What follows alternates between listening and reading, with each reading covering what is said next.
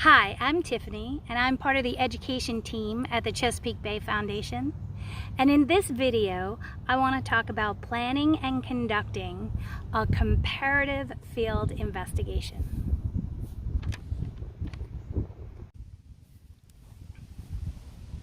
This comparative investigation is one that is designed to be used with your students on your schoolyard, and you can couple it with other schoolyard investigations and use that information and that data collected to build towards planning an action project. I know right now, due to COVID-19, there are a lot of safety precautions and protocols that may not allow you to have access to that schoolyard, or you may not feel comfortable leaving home or leaving your community or leaving your house, and that's fine. This is one of those activities that we can adapt, and you can do it out in an open place. You just need 3 variables. You just need pavement, grass, and some bushes or vegetation. So I'm here at a local park in my community, but I could have very easily done this right in front of my own home using the street,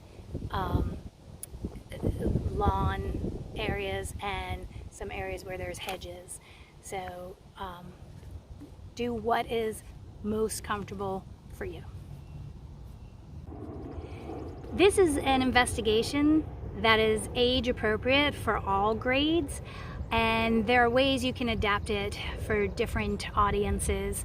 For the younger students, elementary or younger, you can mark the areas with chalk where they're going to do their study, or put little flags out so you're predetermining where they're going to go to conduct their investigations.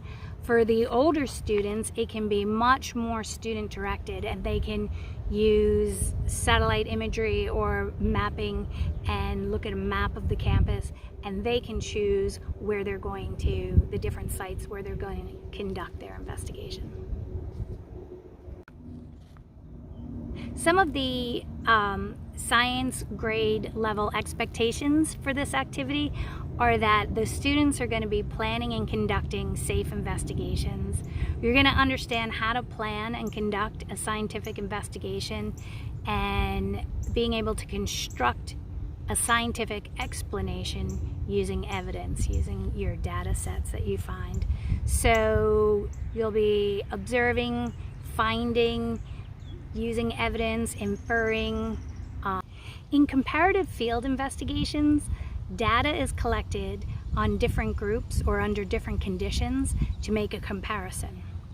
In this investigation, students are going to gather temperature data to answer a comparative question: which location on the open grass, under the bushes, or on the blacktop has the highest surface temperature? The materials that you're going to need for your comparative investigation are as follows. You'll need your data table, and it's okay if you can't print this document out.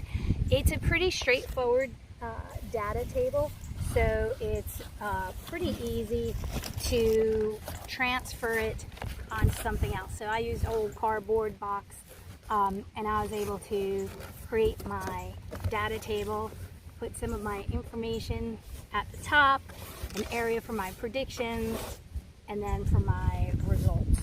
The other thing you need is a thermometer, and we use those and we set them in the different sites, and then just shade them from direct sunlight,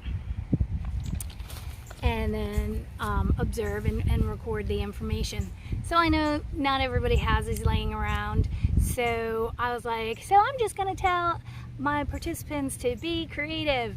And then I thought, well, if I'm gonna show you how it's done, I guess I have to be creative. So I was thinking of some different things you're gonna be getting in the mail as part of this course, part of the course materials. You're gonna be getting a water quality testing kit that has a sticky thermometer in it, a stick-on, like a strip thermometer. And I was thinking, if you set out, I used 3 different water bottles and set them on my 3 sites, and then use that thermometer with your test kits and see what kind of results you get. And then I thought, is it easier to use a shallow dish of water, set the shallow tray of water in those locations, and then again, so I just took these from my leftovers, but or takeout. Take that thermometer that comes with your water quality test kit, set it in there, and see what kind of results you get. And then I started getting really creative. Some people cook a lot and bake a lot. They might have the handheld, like the laser thermometers or digital thermometers. That's gonna make things go a lot quicker. But I just took my cooking thermometer, set the timer for 5 minutes, and I took one of those Ziploc baggies that stand up, put water in that, and measured and recorded the temperature. Recorded the temperature of the water for 5 minutes, and then after 5 minutes. So you can mix it up a little. You can try different things, right? It's all about investigating.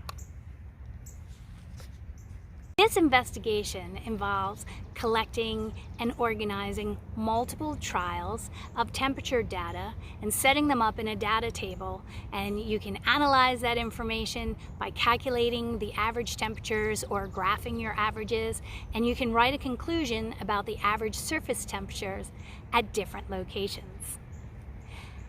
When you're doing this investigation, repeating multiple measurements at each location helps us understand the importance of multiple trials in scientific studies.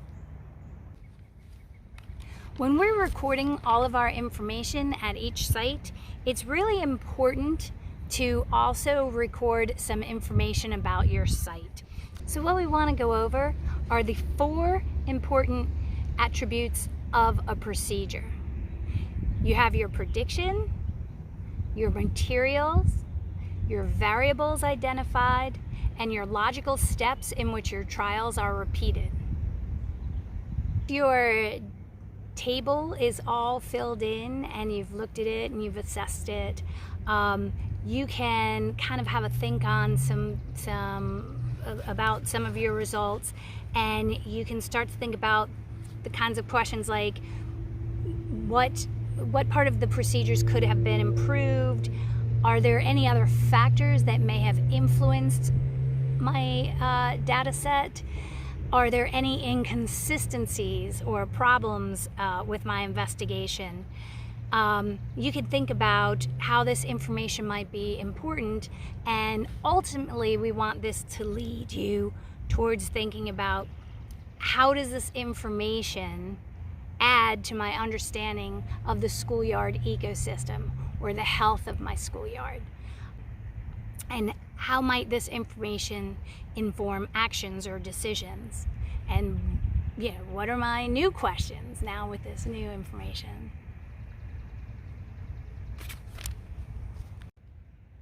So now it's time to get out there and do your own investigation, do whatever makes you feel comfortable, and enjoy your investigation.